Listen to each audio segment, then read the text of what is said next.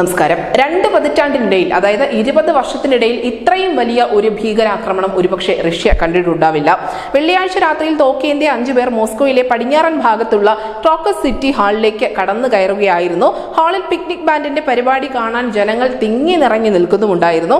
അകത്തേക്ക് കടന്നു ചെന്ന അക്രമികൾ വിവേചനരഹിതമായി വെടിയുതിർക്കുകയും സ്ഫോടക വസ്തുക്കൾ എറിയുകയും ചെയ്തിരുന്നു. ഈ അക്രമികൾ എല്ലാവരും മുഖംമൂടി ധരിക്കുകയും ചെയ്തിരുന്നു. എന്തായാലും ആക്രമണത്തിന് തൊട്ടു പിന്നാലെ തങ്ങളാണ് ഇതിന്റെ ഉത്തരവാദികൾ എന്ന് അവകാശപ്പെട്ടുകൊണ്ട് ഇസ്ലാമിക് സ്റ്റേറ്റിന്റെ ഖൊറൈസാൻ വിഭാഗം രംഗത്തെത്തുകയും ചെയ്തു. ഐസിസ് കെ എന്നറിയപ്പെടുന്ന ഈ ഒരു തീവ്രവാദ ഗ്രൂപ്പ് ക്രൂരമായ നിരവധി ആക്രമണങ്ങൾ നടത്തി വളരെയധികം കുപ്രസിദ്ധി ആർജിച്ച ഗ്രൂപ്പാണ്. എന്തുകൊണ്ടാണ് ഐസിസിന്റെ ഈ ഒരു വിഭാഗം ഇത്തരത്തിലുള്ള ഒരു ആക്രമണം, അതും റഷ്യയെ വിറപ്പിച്ച ഒരു ആക്രമണം നടത്തിയതെന്ന ചോദ്യത്തിന് കൃത്യമായ ഉത്തരവുമുണ്ട്. മാർച്ച് 7-ാം തീയതി IS ഖോറസൻ വിഭാഗം റഷ്യയിൽ മറ്റൊരു വലിയ ആക്രമണം നടത്താൻ പദ്ധതിയിട്ടിരുന്നു. പക്ഷേ ഈ പദ്ധതി റഷ്യൻ അന്വേഷണ ഏജൻസികൾ മുൻകൂട്ടി അറിഞ്ഞു, അത് തകർക്കുകയും ചെയ്തു.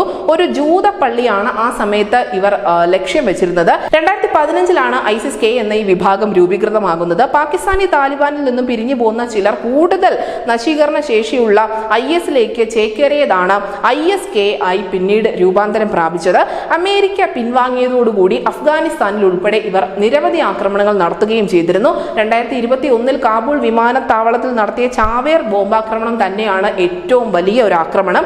183 പേരാണ് ആക്രമണത്തിൽ കൊല്ലപ്പെട്ടത്. ഇതിൽ 13 US സൈനികരും ഉൾപ്പെടുന്നുണ്ടായിരുന്നു. അഫ്ഗാനിസ്ഥാനിലും അതിനോടൊപ്പം സിറിയയിലും റഷ്യ നടത്തിയ ഇടപെടലുകൾ തന്നെയാണ് ഈ ഐസിസ് കെയെ പുടിൻ വിരുദ്ധ നിലപാടിലേക്ക് നയിച്ചത്. പുടിന്റെ കൈകളിൽ മുസ്ലിം രക്തം പുരണ്ടിട്ടുണ്ട് എന്നാണ് ഇവർ ആവർത്തിച്ചു പറയുന്നത്. സിറിയൻ പ്രസിഡന്റായ ബഷാർ അസദിന് പിന്തുണ നൽകിക്കൊണ്ട് പുടിൻ റഷ്യൻ പട്ടാളത്തെ സിറിയയിലേക്ക് അയച്ചിട്ടുണ്ടായിരുന്നു.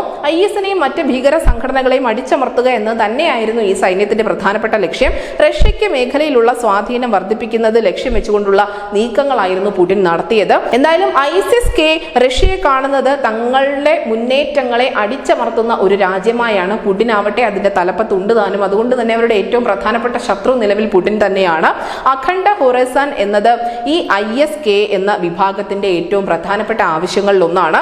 ഇറാന്റെ വടക്ക് കിഴക്കൻ പ്രദേശങ്ങൾ, അഫ്ഗാനിസ്ഥാന്റെ ചില ഭാഗങ്ങൾ, മധ്യേഷ്യയുടെ ചില ഭാഗങ്ങൾ തുടങ്ങിയവ ചേർന്നതാണ് ഈ ISK സങ്കല്പിക്കുന്ന അഖണ്ഡ ഖൊറൈസാൻ എന്ന് പറയുന്നത്. 6-ാം നൂറ്റാണ്ടിൽ നിലനിന്നിരുന്ന ഈ ഭൂപടത്തെ പുനഃസ്ഥാപിക്കുക എന്നതാണ് IS ഖൊറൈസാൻ എന്ന ഈ ഭീകരവാദ ഗ്രൂപ്പിന്റെ ആത്യന്തികമായ ലക്ഷ്യം. അങ്ങനെ പുടിനുമായി കൃത്യമായ ഒരു വൈരം ഇവർക്കുണ്ട് എന്ന് വെളിവാക്കപ്പെട്ടിരിക്കുന്നു. നിലവിൽ എന്തായാലും ഇതിന് തിരിച്ചടി റഷ്യയുടെ ഭാഗത്തു നിന്നും ഉണ്ടാവുമെന്ന കാര്യം ഉറപ്പാണ്. പക്ഷേ അതിന് ബലിയാടാവേണ്ടി വരുന്നത് അഫ്ഗാനിസ്ഥാനിലെ സാധാരണക്കാരായിരിക്കുമോ എന്ന വലിയ ആശങ്ക കൂടി ലോകത്തിന് നിലനിൽക്കുന്നുണ്ട്. പ്രത്യേകിച്ചും താലിബാന് ഇതിൽ യാതൊരു പങ്കുമില്ല എന്നുകൂടി പലരും വിലയിരുത്തുന്നു. അതേസമയം തന്നെ വളരെ ക്രൂരമായ ആക്രമണങ്ങൾക്ക് കുപ്രസിദ്ധി ആർജിച്ച ഈ ഐസിസ് കെ എന്ന വിഭാഗം, അതിന്റെ ഒരു ഉന്മൂലനം തന്നെയായിരിക്കും ഇനി വ്ളാഡിമിർ പുടിന്റെ ഏറ്റവും പ്രധാനപ്പെട്ട ലക്ഷ്യങ്ങളിലൊന്ന്. News desk news India Malayalam.